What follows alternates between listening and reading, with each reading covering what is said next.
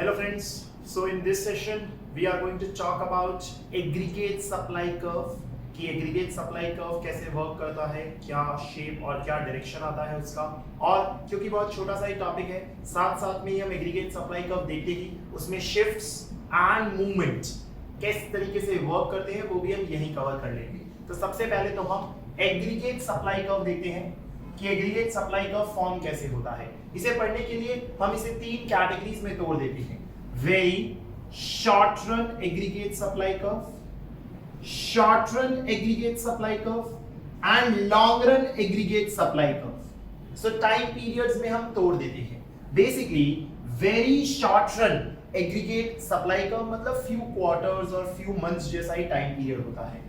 उससे थोड़ा ज्यादा टाइम पीरियड जब हम कुछ 6, 8, 10, 11, एक महीने जैसा कुछ कवर करने लगते हैं, साल भर जैसा लेने लगते हैं तो वो शॉर्ट रन हो जाता है। और वहीं जब हम ऐसा कहते हैं कि ये एक साल से भी लंबा टाइम पीरियड है, that is what is something longer. तो हमें इन तीनों में प्राइस के चेंज होने पे क्या इंपैक्ट आता है वो देखना है। यानी जब प्राइस लेवल बदलता है तो जो हमारा आउटपुट है, output that is real GDP supplied, उस पे क्या इंपैक्ट होता है। तो आप जानते हैं वेरी शॉर्ट रन में जो आपके इनपुट प्राइसेस होते हैं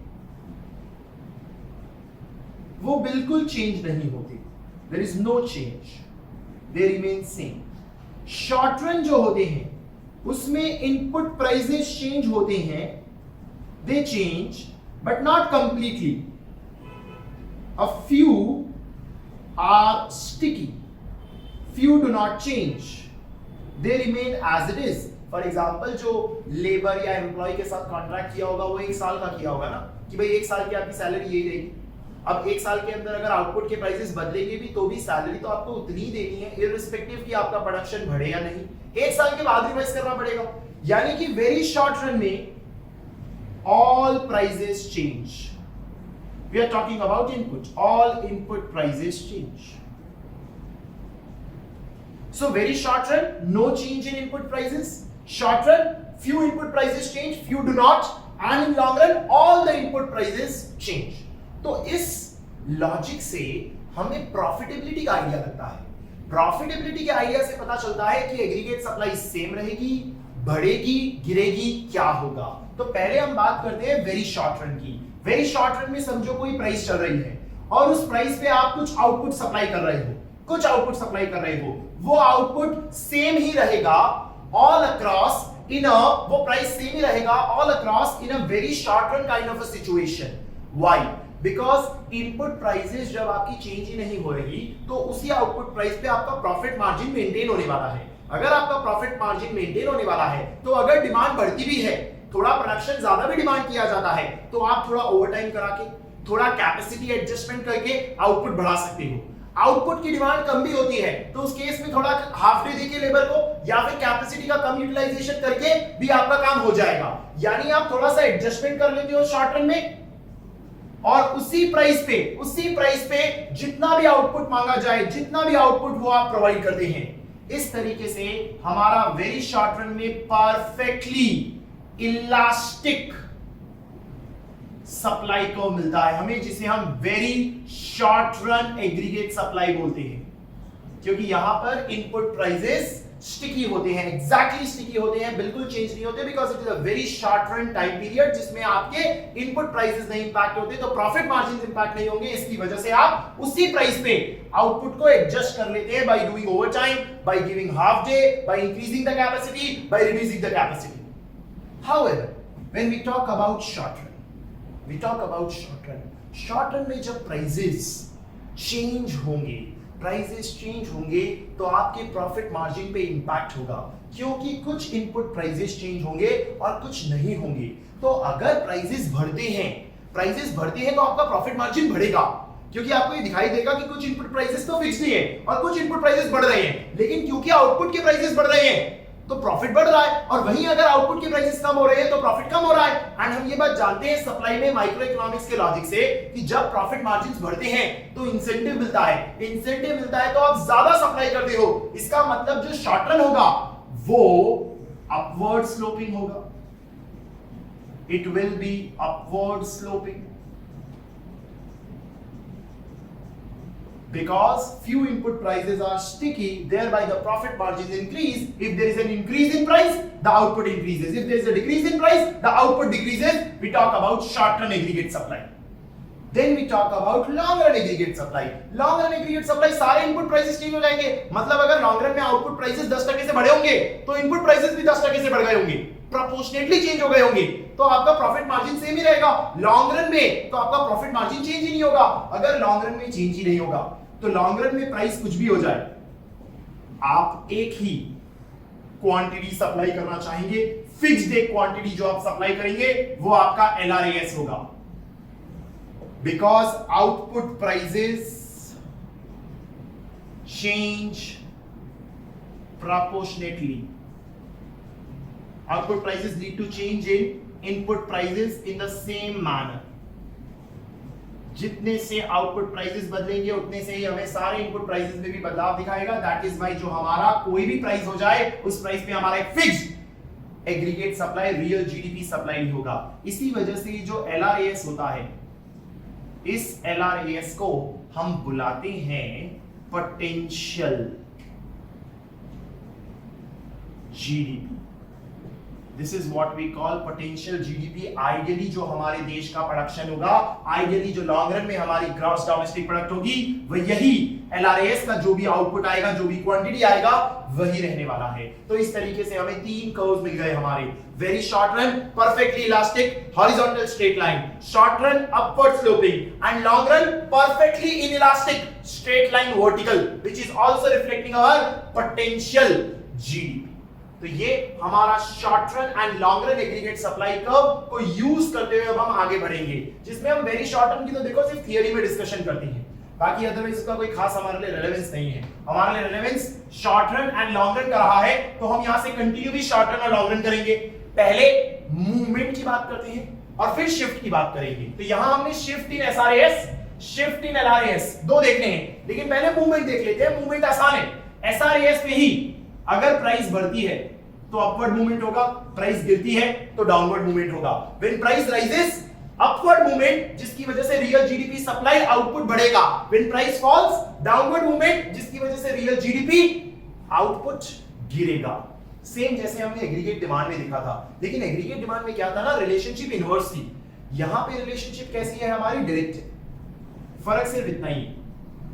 तो इसीलिए यहां जब अपवर्ड मूवमेंट हो रहा है ना, अपवर्ड मूवमेंट, तो हमें एग्रीगेट सप्लाई बढ़ती हुई दिख रही है, जबकि वहां जब अपवर्ड मूवमेंट हो रहा था तो एग्रीगेट डिमांड गिरती हुई दिख रही है. यहां जब डाउनवर्ड मूवमेंट हो रहा है तो एग्रीगेट सप्लाई गिरती हुई दिख रही है. एग्रीगेट डिमांड में जब डाउनवर्ड मूवमेंट हो रहा था तो एग्रीगेट डिमांड बढ़ रही थी, क्योंकि वहां रिलेशनशिप इनवर्स था या रिलेशनशिप डायरेक्ट है. Then we talk about shift in short run aggregate supply and shift in long run aggregate supply. तो ये हमारा एग्रीगेट सप्लाई कर्व है. प्राइस कांस्टेंट है, प्राइस नहीं बदली, अदर फैक्टर्स बदले. अदर फैक्टर्स बदले तो AS राइटवर्ड शिफ्ट यानी कि AS बढ़ा, AS लेफ्टवर्ड शिफ्ट यानी कि AS गिरा. हम सिर्फ कौन सा एंगल डिस्कस करेंगे, राइटवर्ड. एक एंगल डिस्कस करेंगे तो दूसरा अपने आप आ जाएगा. सिमिलरली LRAS ये फिक्स हो गया था, उसमें ग्रोथ दिखाई दी. उसमें ग्रोथ दिखाई दी मतलब कि उसमें राइटवर्ड शिफ्ट आया जब प्राइसेस कांस्टेंट है. उन्हीं प्राइसेस पे हमें ग्रोथ दिखाई देती है, रियल जीडीपी बढ़ता हुआ दिखाई देता है. तो उसके क्या रीजंस हो सकते हैं, और अगर इसका उल्टा हुआ तो लेफ्टवर्ड शिफ्ट दिखाई देगा. तो पहले राइटवर्ड शिफ्ट इन SRAS देख लेते हैं कि क्या फैक्टर्स होते हैं जिसकी वजह से हमें SRAS में राइटवर्ड शिफ्ट मिलेगा. Labour productivity. देखो हर पॉइंट में प्रॉफिट मार्जिन लॉजिक रखो. प्रॉफिट मार्जिन लॉजिक रखोगे ना, आपको अपने आप सही आंसर मिल जाएगा.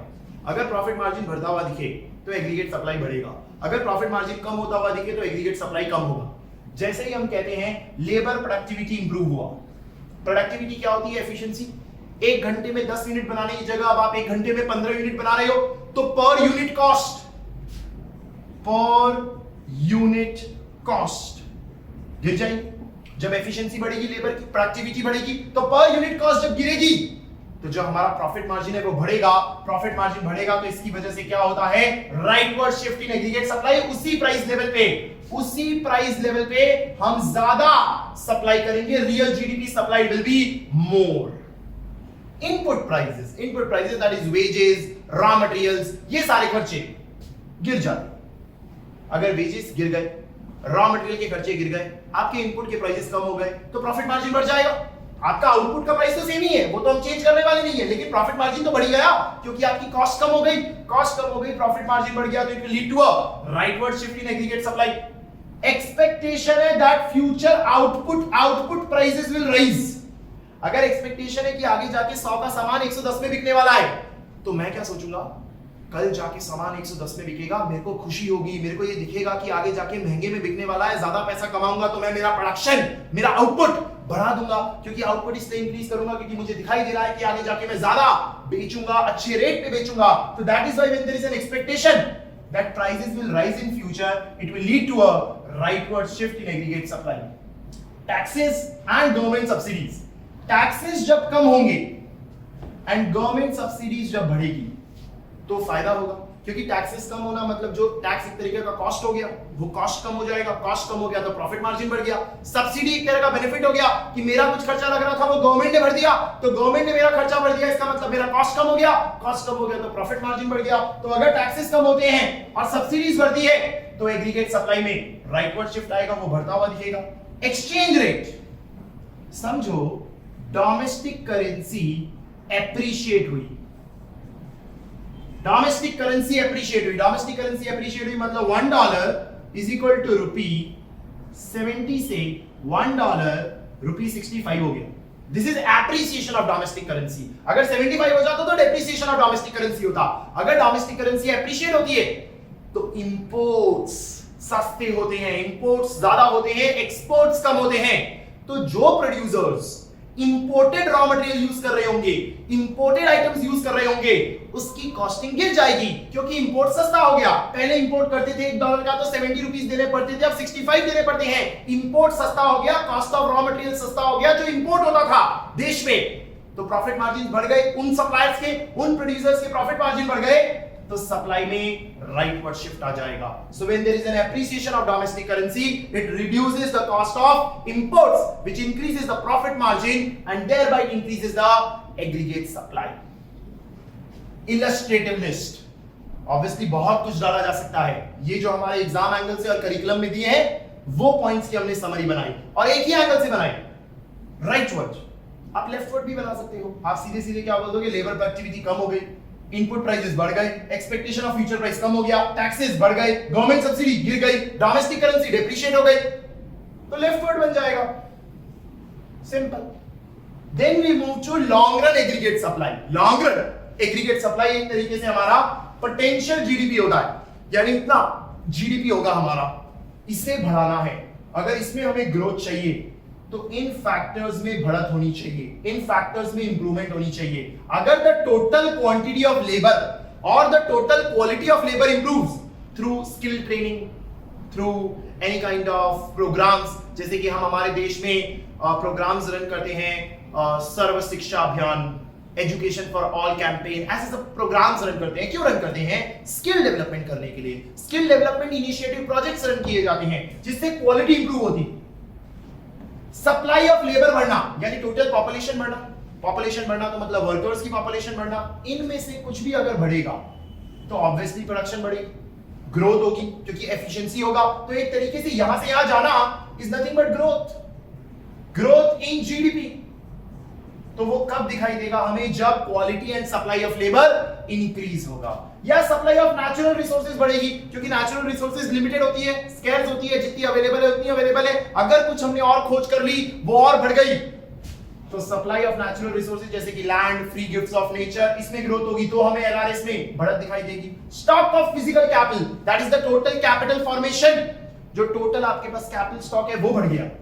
टोटल नंबर ऑफ मशीनरीज बढ़ गई जिससे प्रोडक्शन होता है। तो जैसे लेबर बढ़ा तो प्रोडक्शन बढ़ेगा, वैसे ही फिजिकल कैपिटल बढ़ा तो प्रोडक्शन बढ़ेगा। So when there is a growth in physical capital it will lead to a rightward shift in LRS. या फिर टेक्नोलॉजी इंप्रूव हुई, इसीलिए हर कंट्री टेक्नोलॉजी पे वर्क करती रहती है, क्योंकि एक लेवल पे पहुंचने के बाद तो अब आप टेक्नोलॉजी ही इंप्रूव कर सकते हो। टेक्नोलॉजी इंप्रूव करोगे तो कॉस्टिंग भी कम होती है, कॉस्टिंग कम होने के साथ साथ ग्रोथ दिखाई देगी, एलआरएस में राइटवर्ड शिफ्ट दिखाई देगा। वहीं अगर आपको इसका पूरा उल्टा डिस्कस करना है तो क्वालिटी ऑफ लेबर डिमिनिश हो गई, नेचुरल रिसोर्सेज डिस्ट्रॉय हो गए बिकॉज ऑफ अर्थक्वेक या ऐसा कुछ भी, स्टॉक ऑफ फिजिकल कैपिटल कम हो गया again because of any kind of calamities, या टेक्नोलॉजी डिग्रेड हो गई।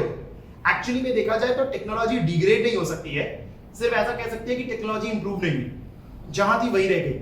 क्योंकि कई बार ऐसा होता है कि कभी कोई टेक्नोलॉजी इंप्रूव करने जाए तो उसकी वजह से एनवायरमेंटल हार्म हो रहा होता है, तो कई बार गवर्नमेंट उस पर प्रोहिबिशन लगा देती है, रिस्ट्रिक्शन लगा देती है कि आप टेक्नोलॉजी इंप्रूव नहीं कर सकते। अगर टेक्नोलॉजी इंप्रूव नहीं कर पाओगे अटक जाओगे, कॉस्टिंग बढ़ने लगेगी, तो एलआरएस लेफ्टवर्ड शिफ्ट हो सकता है। जैसे रिसेंटली इंडिया में 5G लॉन्च करने की बात है, तो 5G को लेके कई सारी पिटीशंस फाइल की गई है कि ये टेक्नोलॉजी अपग्रेडेशन ना हो, क्योंकि इससे एनवायरमेंटल डिग्रेडेशन होगा, ह्यूमंस में रेडिएशन फैलेगा। तो ये क्या हो गया, टेक्नोलॉजी को ऑब्स्ट्रक्शन हो गया, डिग्रेड नहीं हुआ पर ऑब्स्ट्रक्शन हो गया कि उससे ऊपर वो इंप्रूव नहीं हो पाएगा अगर कोर्ट ने अलाउ नहीं किया, तो लीगली उस पर प्रोहिबिशन लगा दिया गया। तो इनमें से कोई भी फैक्टर जब भी इंप्रूव होता है तो हमें एलआरएस में राइटवर्ड शिफ्ट, दैट इज हमारी जीडीपी में ग्रोथ दिखाई देता है। So this was all about aggregate supply की एग्रीगेट सप्लाई में वेरी शॉर्ट रन और लॉन्ग रन का लॉजिक कहां से आया, शॉर्ट रन में शिफ्ट के सारे फैक्टर्स क्या होते हैं, लॉन्ग रन में शिफ्ट के सारे फैक्टर्स क्या होते हैं। तो आप इसे कॉपी कर लेंगे ऑब्वियसली। ये हमारा एक एरिया कंप्लीट हुआ जिससे अब हम कंक्लूजन की तरफ बढ़ पाएंगे। हमें एग्रीगेट डिमांड एग्रीगेट सप्लाई का पूरा ज्ञान हो गया है, क्या इंपैक्ट करता है वो ज्ञान भी हो गया है। अब हम इस पोजीशन में है कि दोनों को साथ में लाएं, एग्रीगेट डिमांड और एग्रीगेट सप्लाई को साथ में लाएं और इक्विलिब्रियम की पोजीशन पढ़े। तो नेक्स्ट सेशन में हम लॉन्ग रन इक्विलिब्रियम कैसे अचीव होता है, कैसे शॉर्ट रन में इन्फ्लेशन होता है, स्टैगफ्लेशन होता है, रिसेशन होता है, ये गैप्स के बारे में डिटेल में ग्राफ्स के थ्रू अंडरस्टैंडिंग ऑब्टेन करेंगे, जो पूरी तरह से इन कॉन्सेप्ट्स पे डिपेंडेंट है। ये सब बिल्डिंग ब्लॉक्स थे ताकि हम फाइनल इक्विलिब्रियम कंक्लूजन पे पहुंच सके। So that's it in this session, take care, have a nice day.